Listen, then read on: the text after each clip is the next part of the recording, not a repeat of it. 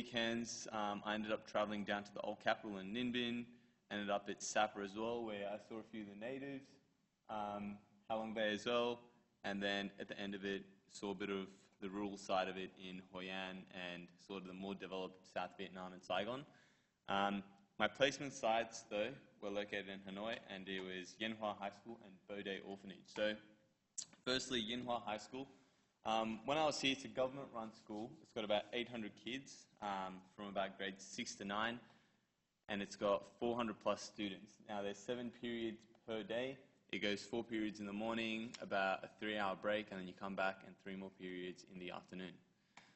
So, firstly in the mornings, I'd usually go there, and generally I'd do the 4 periods in the morning doing English. So initially when I started there, I was just helping out the teacher, doing a bit of reading, a bit of writing, defining words for the kids and just helping them out. And then by the end of it, I was pretty much running the entire classes. I got to run it the way I wanted to, but mostly it was just they had their book and I went through an exercise with them and just helped them out with anything they didn't understand, really. Coming back after the break, I'd then go and do sport. So with sport, it was literally just first day there, here's a class for you, take care of it. It was pretty daunting, to be honest, because I didn't know how to speak Vietnamese, and so what I did is I picked out the best translator in the class and I got him to help me out a little bit. But initially over there, they do 4-week blocks. Main things they do is soccer, basketball, badminton, and table tennis. While I was there, they were doing badminton. I had this hall to work with, and sometimes I'd have about 40 kids, and it was about maybe the size of this hall. So it was pretty packed. There was minimal space, and there was minimal equipment as well. So what I did with this one over the 4 weeks, I slowly started introducing my own things. So I don't want to just jump in there and do my own thing. At first, I sort of saw what they did, and then added a little bit of 10-minute sort of fitness session in the end, where I got them to do a bit of running or a few exercises. By the end of it, I was pretty in control of the lessons. I ended up implementing a few things of my own, like circuit training. So I'd split them up into like groups of 4 and separate them throughout the hall. Did a bit of running with them and a lot of resistance because they had no idea about weight training. So because they had no equipment, most of it was just body weight stuff, so push-ups, squats, lunges, planks, stuff like that. And they had really good feedback about that, because at the end of the sessions I'd always ask them if they enjoyed it or if they didn't, and if they'd rather do that or if they'd rather just be left for 40 minutes to play badminton. And yeah, they really had good fun with that, which is nice. So yeah, just a bit of badminton. This is so splitting groups up, so there'd be 1 station of badminton, 1 station of resistance exercises, 1 station of lunges, yeah.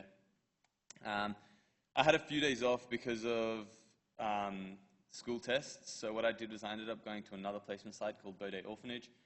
Here I just helped out the teachers do a bit of reading, taught kids some maths. I ended up learning the numbers there as well, just so I could talk to like 3-4-year-olds in their language as opposed to English.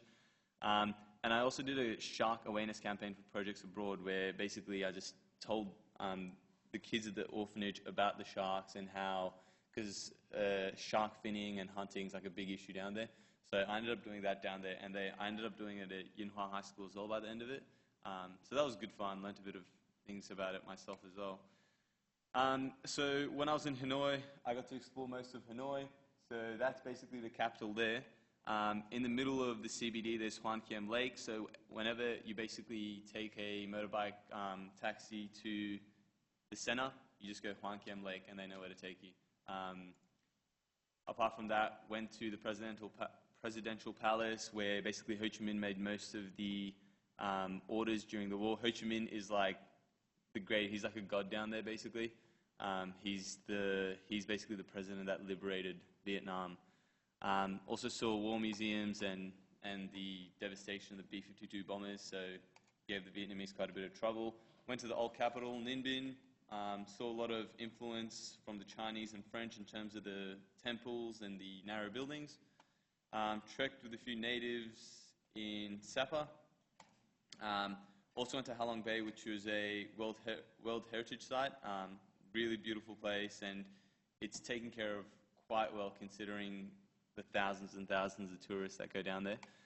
Ended up going to Hoi An, which is a rural little town in the middle, so I got to see sort of a little bit more of the other side of Vietnam. And same thing with Ho Chi Minh City. I ended up going to Cu Chi tunnels where I saw the tunnels that the Viet Cong used to fight the US through. It's 250 kilometers worth of underground tunnels, and they vary from like 2 meters to 10 meters, and they use it to basically avoid bombs and avoid troops. A few of the health issues I found out. So the first one while I was there was about Agent Orange. So this was through the bombing in the Vietnam War. Agent Orange was used to clear out forests to find the Viet Cong. It affected about 2 to 5 million people, and it's literally the worst thing I saw in my life. Some of the photos I saw I didn't put up there, but it was just, yeah, like, I'm a guy and I think I'm tough, but honestly I came out of there and I was like, wow, it was just disgraceful. But in saying that, I saw a lot of stuff. US aided almost $41 million to help out those affected and get rid of the contamination caused by it, because it still affects people to this day. The Vietnamese have peace villages and grants to take care of people who are affected by it. Moving on from there, the disabled population during Vietnam, they're quite stigmatized. So they have really little access to healthcare facilities. Even when you just sort of walk down in the streets, there's like just the curbs, there's nothing for, if you're disabled, it's pretty hard to get around. Most of the orphans I saw in the Baudet orphanage, they were basically disabled, and a lot of them were abandoned down there. So moving on to the health issues, another one was air pollution. 8% of deaths in 2012 was from respiratory diseases. There's literally always a smog of pollution in the sky. It clears up a little bit more as you go south, so I'm assuming it's not only just Vietnam, it might be a little bit from China as well. Traffic accidents, 15,000 deaths per year in 2012. Now, the government has made helmets compulsory, but they're really poorly regulated. Half of them are just made of plastics, and I just picked one up and just crushed it like that once. So it wouldn't do much if you got in a crash. Yeah, so that's some of the stuff you see in the roads. Yeah.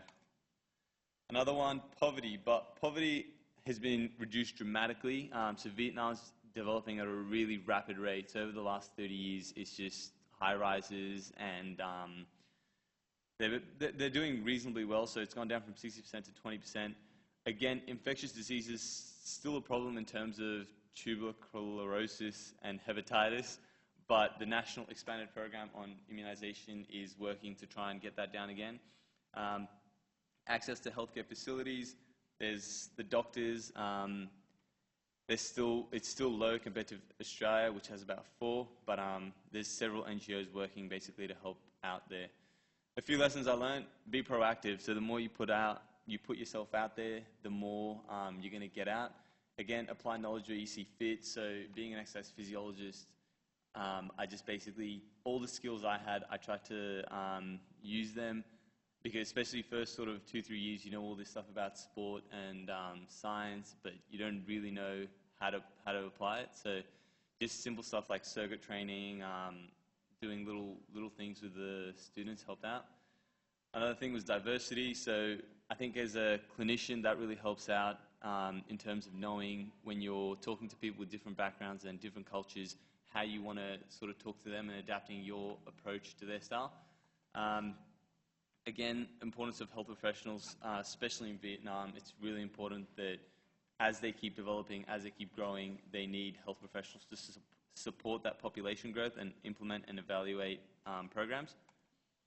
And of course, the last one, gratitude. So coming back to Australia, having clean water, space, parks, and clean skies, you just come back and go, yeah, you're just a lot more grateful for everything you have here, as opposed to seeing what they have, and at the same time, they're very happy about it. So you come back here and you're a lot more content with what you have.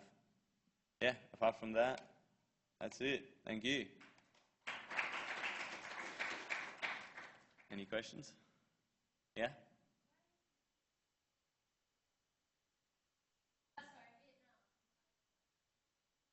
Why did I pick Vietnam? There was a few reasons. Firstly, I like Vietnam because it had a historical sort of background to it.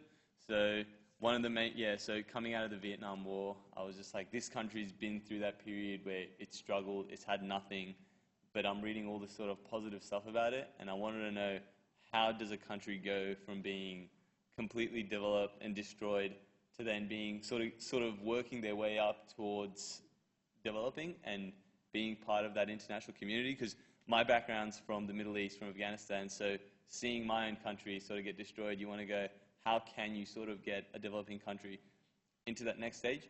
Because you see a lot of countries in Southeast Asia who've been in that stage for a long time now. So with Vietnam, my main thing was what makes Vietnam different from your average country, because their rate of growth is, well, it's quite high compared to the other ones. Yeah.